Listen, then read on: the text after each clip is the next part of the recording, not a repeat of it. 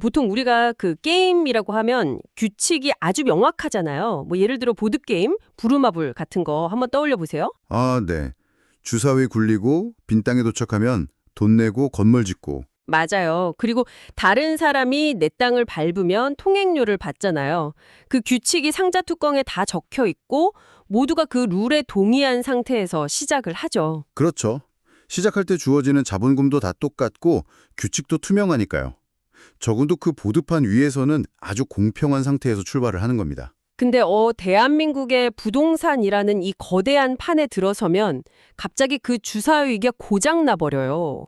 분명 방송을 듣고 계신 여러분과 우리 모두 다 같이 한 보드판 위에서 달리고 있는 것 같은데 말이죠. 네. 누군가는 막 보이지 않는 뒷문으로 쓱 들어가고 또 누군가는 룰 자체가 막 계속 바뀌는 기묘한 상황을 마주하게 되니까요. 그러니까요. 당장 그 최근 데이터만 봐도 이 게임판 분위기가 되게 심상치 않습니다. 2024년 4월부터 8월까지 서울 아파트 누적 상승률이 6.9%에 달했어요. 꽤 가파른 수치죠. 네, 게다가 7월 기준으로는 무려 4년 만에 최고치 거래량이 터졌거든요.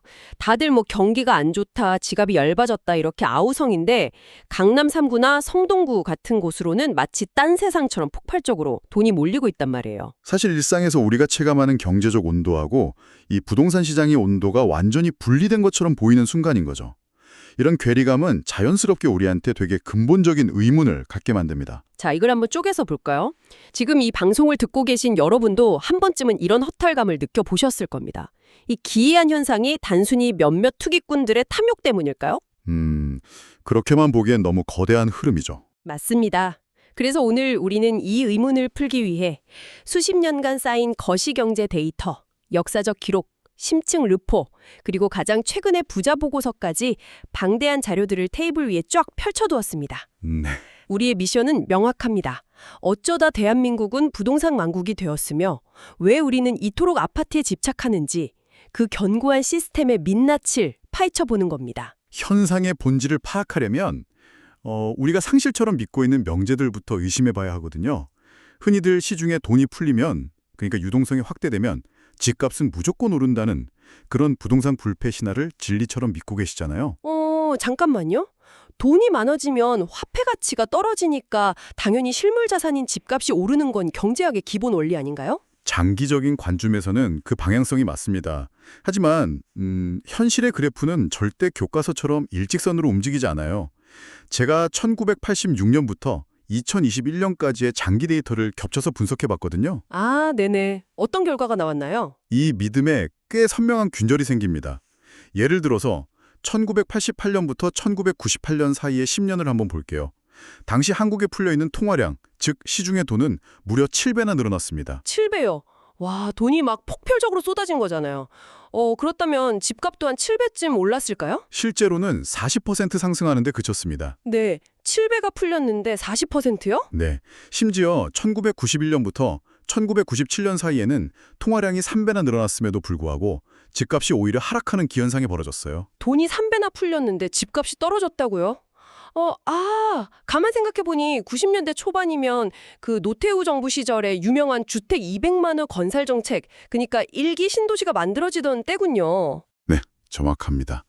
분당, 일산, 평촌 같은 거대한 위성도시들이 갑자기 막 생겨나던 시기죠. 아, 그래서 집값이 떨어졌구나. 바로 그겁니다. 여기서 우리는 되게 중요한 메커니즘을 발견할 수 있는데요. 시중에 돈이 아무리 많이 풀려도 사람들이 지금 아니면 평생 내 짐을 못 살지도 모른다고 느끼는 그 조급함 있잖아요. 네네, 그 불안감이죠. 그 심리적 조급함, 즉 수요를 완전히 압도할 만큼의 엄청난 공급 폭탄이 떨어지면 시장은 진정된다는 겁니다. 정부가 단기간에 어마어마한 양의 콘크리트를 쏟아부어서 거대한 도시들을 만들어내니까 사람들의 마음에 있던 불안감, 뭐 요즘 말로 포모라고 하죠. Fear of missing out, 그 포모가 꺾여버린 거네요. 맞습니다. 돈의 힘을 물리적인 공급량하고 심리적 안정감이 덮어버린 아주 대표적인 역사적 사례죠. 그리고 여기서 매력적인 지점은 우리의 시선을 글로벌 통계로 돌렸을 때 나타나는 역설입니다. 글로벌 통계요? 사실 한국 데이터를 우리끼리 진공 상태에 두고 보면 착시가 있을 수 있잖아요. 인플레이션은 뭐 전 세계적인 현상이었으니까요. 그렇죠. 런던이나 뉴욕 같은 다른 선진국들이랑 비교해 보면 우리가 그렇게 독보적으로 막 집값이 폭주를 한 건가요? 국제결제은행 BIS에서 발표한 통계가 그 답을 주는데요. 2010년에 집값을 딱 100이라고 기준을 잡았을 때 2023년 한국의 집값 지수는 142.9로 나타납니다. 100에서 142.9면 뭐 꽤 많이 오른 수치이긴 한데요. 단편적으로 보면 그렇게 느끼실 수 있습니다. 하지만 같은 기간 전 세계 평균은 160이었고요. 선진국들만 따로 모아보면 평균 178이었습니다. 와, 178이요. 우리가 훨씬 낫네요. 네, 심지어 물가 상승률을 감안한 실질 가격으로 따져보면 한국은 110이 채 안 되는데 선진국 평균은 130 수준에 달하거든요. 다시 말해서 객관적인 지표로만 보면 한국의 집값 상승률은 다른 선진국들에 비해서 오히려 낮거나 평균 이하에 속한다는 팩트가 나오는 거죠. 여기서 진짜 흥미로워지는 부분은요. 객관적인 숫자는 우리가 세계 평균보다 오히려 천천히 달렸다고 말을 하는데 지금 방송을 듣고 계신 여러분이나 저나 우리가 체감하는 고통은 거의 폭주기관차에 매달려서 질질 끌려가는 수준이잖아요. 네, 아주 극심하죠. 외국인들보다 우리가 유독 이렇게 부동산에 극심한 피로감과 상대적 박탈감을 느끼는 진짜 이유가 뭘까요? 그 체감 온도와 데이터 사이의 거대한 괴리감을 이해하시려면 한국인들이 유독 집착하는 주거 형태, 바로 아파트와 강남이 도대체 어떻게 탄생했는지를 들여다봐야 합니다. 아, 강남 아파트요? 네, 시계를 1960년대로 한번 돌려볼게요. 이른바 한강의 기적과 함께 급격한 도시화가 시작되잖아요. 일자리를 찾아서 농촌에서 도시로 엄청난 인구가 막 밀려들었습니다. 네, 서울로 다들 상경하던 시절이죠. 1960년에 250만 명이던 서울 인구가 1990년에는 무려 1000만 명으로 폭발을 합니다. 단 30년 만에 같은 면적의 땅에 인구가 4배나 우겨 넣어진 거네요. 와, 물리적으로 잠잘 곳이 절대적으로 부족했을 테고 그야말로 생존을 위한 아수라장이었겠군요. 네, 판자촌이 기하급수적으로 늘어났고요. 이 끔찍한 주택난을 해결하기 위해서 정부가 선택할 수 있는 유일한 대안은 좁은 땅에 사람들을 겹겹이 쌓아 올리는 것, 즉 단지형 아파트를 위로 높게 짓는 것뿐이었습니다. 여기서 강남 아파트의 탄생 비화가 아주 기가 막히더라고요. 제가 자료를 보니까 지금 우리가 아는 부와 권력의 상징인 강남이 애초에는 이런 모습이 아니었다고 하죠. 네, 전혀 달랐죠. 원래 정부는 강남에 마당이 있는 쾌적한 단독주택들을 지으려고 했대요. 근데 당시 강남 땅은 지대가 낮아서 여름에 비만 오면 한강에 범람해서 뻘밭으로 변하는 상습 침수구역이었습니다. 맞아요. 물난리가 엄청났었죠. 그래서 수해가 났을 때 사람들이 위로 피난을 갈 수 있도록 일종의 수직 대피소 개념으로 5층짜리 아파트를 지었던 게 바로 지금 강남 아파트 지구의 시작이었습니다. 생존을 위한 수해 피난처로 지었던 콘크리트 건물이 반세기가 지나서 대한민국 최고의 자산이 된 셈이잖아요. 이걸 경제학적 관점에서 분석한 데이터는 더 극적입니다. 어떤 데이터인가요? 1986년부터 2024년까지 아파트 가격은 무려 473%가 폭등했습니다. 반면에 단독주택은 80% 상승하는데 그쳤죠. 와, 473% 대 80%요? 차이가 어마어마하네요. 네.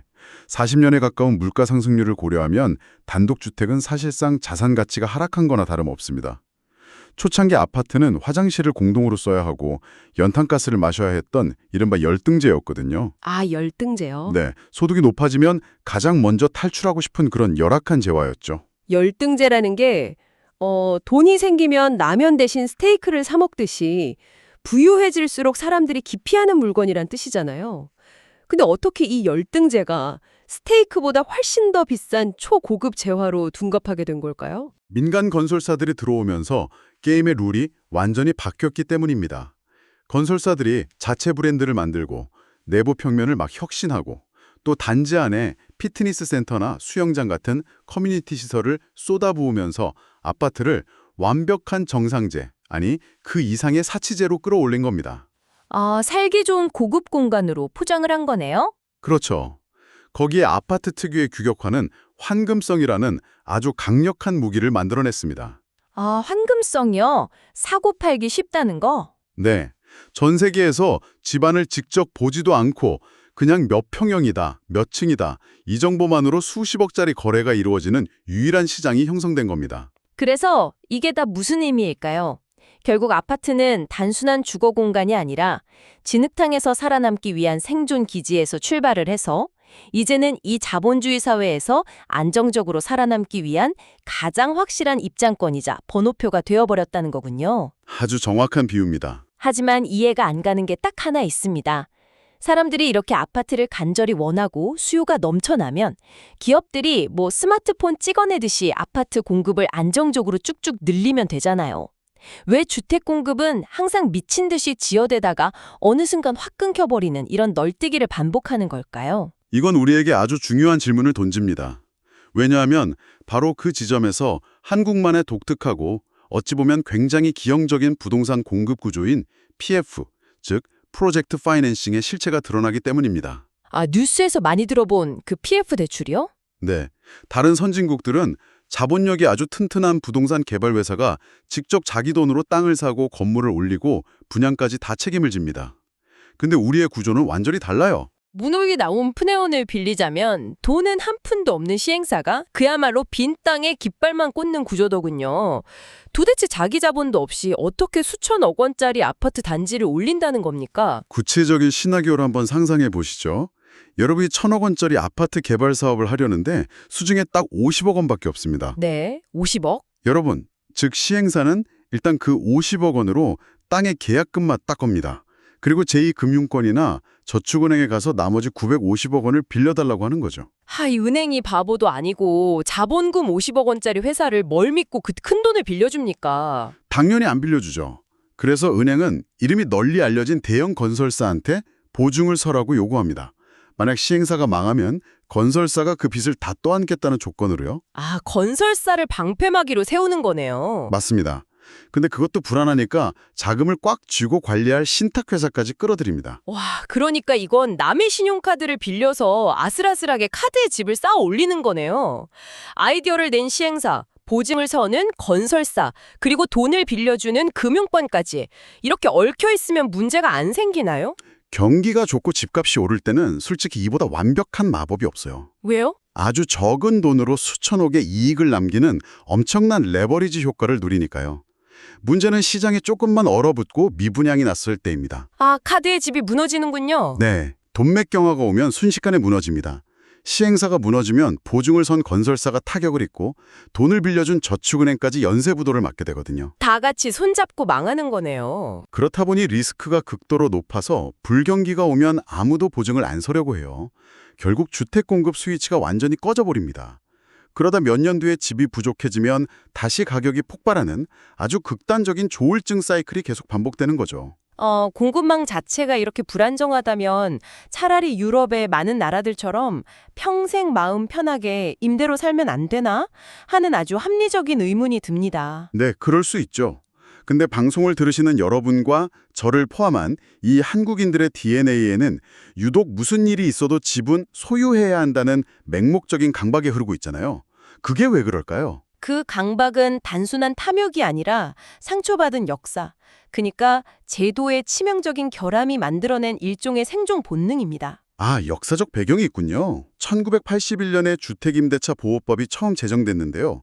당시 세입자가 한 집에서 쫓겨나지 않고 살 수 있도록 보장한 기간이 고작 1년에 불과했습니다. 1년이요? 네, 1989년에 와서야 겨우 2년으로 늘어났죠. 아니, 1년이면 여러분 한번 어릴 적 기억을 떠올려 보세요. 겨우 동네 친구들을 사귀고 학교에 적응할 만하면 집주인이 전세금을 터무니없이 올리거나 방을 빼라고 해서 또다시 짐을 싸야 했던 겁니다. 맞아요. 이사가 연례 행사였죠. 매년 그렇게 쫓겨나듯 이사를 다녀야 했던 그 불안과 척박함이 내 가족을 지키려면 어떻게든 내 이름으로 된 등기부등본이 있어야 한다는 트라우마를 남긴 거군요. 맞습니다. 그래서 한국인들에게 집은 단순한 거주 공간이 아니라 외부의 위협으로부터 나를 방어해주는 유일한 물리적 방파가 된 겁니다. 자, 개인들이 이렇게 트라우마와 맞서며 생존을 위해 발버둥 치고 있을 때 이 기울어진 게임판 위에서 룰의 허점을 아주 우아하게 이용하는 VIP 플레이어들이 있습니다. 법인 투자자들 말씀이시군요. 네. 여러분도 뉴스에서 이런 기사 많이 보셨을 거예요. 유명 연예인 아무개가 강남에 100억짜리 꼬마 빌딩 매입 후 5년 만에 수십억 차익 실현. 이런 기사 보면 덜컥 허탈해지잖아요. 대중들은 그런 뉴스를 접할 때 감정적인 분노를 느끼기 쉽죠. 하지만 우리는 그 이면에 작동하는 합법적인 시스템의 인센티브를 객관적으로 분석해야 합니다. 그들은 왜 개인 자격이 아니라 굳이 법인을 세워서 건물을 살까요? 여러분이나 제가 서울에서 10억짜리 집을 사려고 은행에 간다고 한번 상상해 보세요. 은행원들은 우리의 월급 명세서를 무슨 현미경처럼 들여다봅니다. DSR 규제 때문이죠. 네, 그 DSR, 총부채 원리금 상환 비율 규제 때문에 대출이자가 우리 월급을 숨막히게 하지 못하도록 꽉 올가맵니다. 대출 문턱이 에베레스트 산 같아요.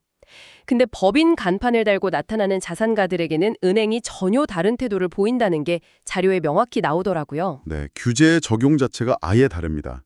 개인은 대출 한도에 엄격한 제한을 받지만 법인을 세워 부동산을 매입하면 매입가의 80%에서 최대 84%까지 대출을 끌어올 수 있습니다. 84%요? 와. 100억 원짜리 건물을 사는데 내 돈은 16억 원만 있으면 충분하다는 계산이 나오죠. 근데 대출만 많이 받는 게 아니잖아요. 세금 혜택도 어마어마하던데요? 그렇습니다. 그 거대한 대출금에 대한 이자, 건물을 수리하는 비용, 관리비, 심지어 임원들의 차량 유지비까지 모두 법인의 비용으로 처리해서 내야 할 세금은 합법적으로 깎습니다. 와, 다 비용 처리가 되는군요. 그리고 결정적으로 몇 년 뒤에 건물을 팔아서 수십억의 시세 차익을 남겼을 때 개인이었다면 최고 45%에 육박하는 무거운 양도소득세를 맞았겠죠. 거의 절반을 떼가네요. 네, 하지만 법인은 그보다 훨씬 세율이 낮은 법인세를 적용받습니다. 이건 기업이나 자산가들이 악랄해서가 아니라 제도가 그렇게 행동하도록 완벽한 인센티브를 제공하고 있는 겁니다. 듣고 보니 철저하게 수학적이고 합리적인 선택이네요. 근데 이걸 더 큰 그림과 연결해보면 섬뜩해집니다. 제도가 자본을 부동산으로만 향하게 만든다면 대한민국 경제의 핏줄인 기업들도 마찬가지란 얘기잖아요? 이걸 더 큰 그림과 연결해보면 최근 논란이 되고 있는 코리아 디스카운트, 즉 한국 증시 저평가의 근본적인 원인 중 하나와 마주하게 됩니다. 어떤 연결고리가 있나요? 리포 데이터를 보면 굉장히 충격적인 통계가 있거든요. 한국 상장사의 무려 33%가 기업의 영업활동과 전혀 무관한 투자용, 비업무용 부동산을 보유하고 있습니다. 33%나요? 아니, 기업이 물건을 만들거나 기술을 개발하는 대신 땅 장사를 하고 있다는 건가요? 구체적인 사례를 하나 들어볼게요. 전체 자산이 2,600억 원인 어떤 상장사라 있습니다. 근데 이 회사는 자산의 76%인 2,000억 원을 부동산으로 들고 있어요. 2천억 원이요? 네, 공장 부지도 아니고 투자용 깡통 부동산입니다. 정작 이 회사의 주식시장 시가총액은 400억 원에 불과해요. 자산이 2,600억 원인데 시가총액이 400억이요? 네, 외국인 투자자들이 이 회사의 재무제표를 딱 볼 때 이것을 혁신적인 기술 기업으로 볼까요? 아니면 덩치 큰 부동산 기획사로 볼까요? 당연히 후자겠죠. 아니 진짜 똑똑한 연구원들은 모아놓고 10년 뒤를 내다보는 R&D에 투자해야 할 수천억 원의 돈이 당장 눈앞에 확실한 수익을 안겨주는 강남 땅이나 꼬마 빌딩 사재기에 다 묶여 있다는 거네요. 맞습니다. 게다가 은행들의 태도도 문제입니다.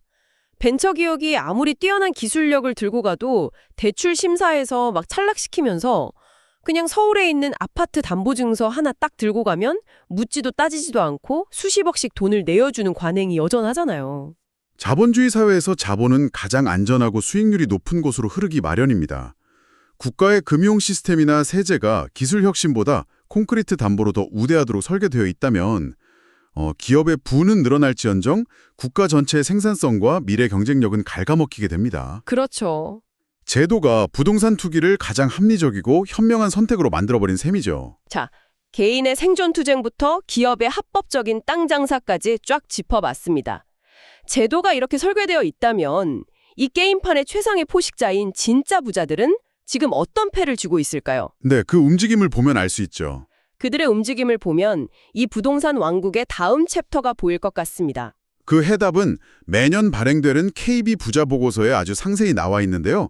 2024년 기준 부동산을 다 제외하고 금융자산만 100억 원 이상을 가진 이른바 초고자산가가 1년 새 5천 명이나 늘어났습니다. 1년 만에 5천 명이요? 네, 그래서 이들 3만 2천 명이 보유한 금융자산의 총합이 무려 545조 원입니다. 545조 원. 감도 안 오네요. 1인당 평균 170억 원의 현금을 쥐고 있는 셈이죠. 아, 이제야 퍼즐이 좀 갖춰지네요. 가끔 뉴스에 80년대생이 강남에 45평짜리 90억 원 아파트를 전액 현금으로 샀다. 이런 기사가 나오면 생각하면 아니 대출도 안 나오는데 도대체 돈이 다 어디서 났지? 싶었거든요. 네, 다 현금 부자들이죠. 우리 주변에 티를 내지 않을 뿐이지 통장에 현금만 100억 단위로 꽂혀 있는 초고자산가들이 3만 명이나 있다는 거군요. 그렇습니다. 대출 규제나 높은 금리는 이들에게 큰 장벽이 되지 않아요. 흥미로운 건 이 부자들의 최근 자산 포트폴리오 변화입니다. 어떤 변화가 있나요? 과거에는 갭 투자를 통해서 여러 채의 집을 보유하는 방식을 꽤 선호했습니다.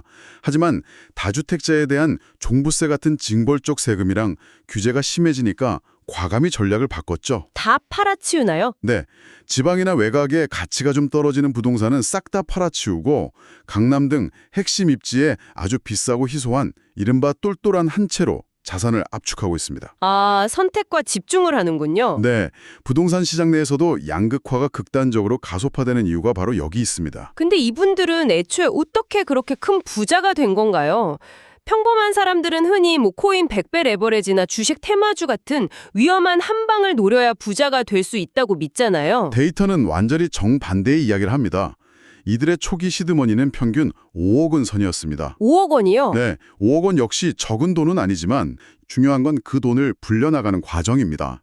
이들은 벼락부자를 노린 공격적인 단기 투기꾼이 아니었어요. 그럼요. 철저히 자신의 본업, 즉 사업에 집중하면서 거기서 나온 잉여 자본으로 잃지 않는 장기 투자를 해왔다는 공통적인 태도를 보였습니다. 극단적인 리스크를 지는 대신에 세금의 룰을 이해하고 안정적인 복리의 마법을 믿었다는 거군요.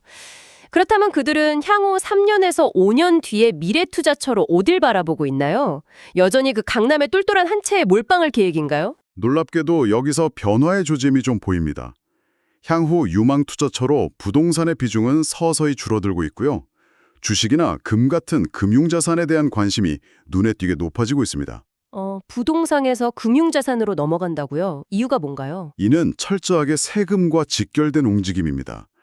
한국의 최고 수준인 상속세와 증여세를 회피하거나 대비하기 위한 목적이죠. 아, 상속세. 부동산은 등기부등본에 모든 흔적이 남아서 세금 추적이 명확하고 또 자식들한테 분할해서 물려주기도 되게 까다롭잖아요. 반면에 상대적으로 유동성이 좋고 세금 전략을 짜기 용이한 금융자산으로 이제 무게중심을 싹 이동시키고 있는 겁니다. 자, 여러분을 위해 오늘 우리가 함께 쪼개러본 방대한 자료들을 머릿속으로 싹 한번 정리해 보겠습니다.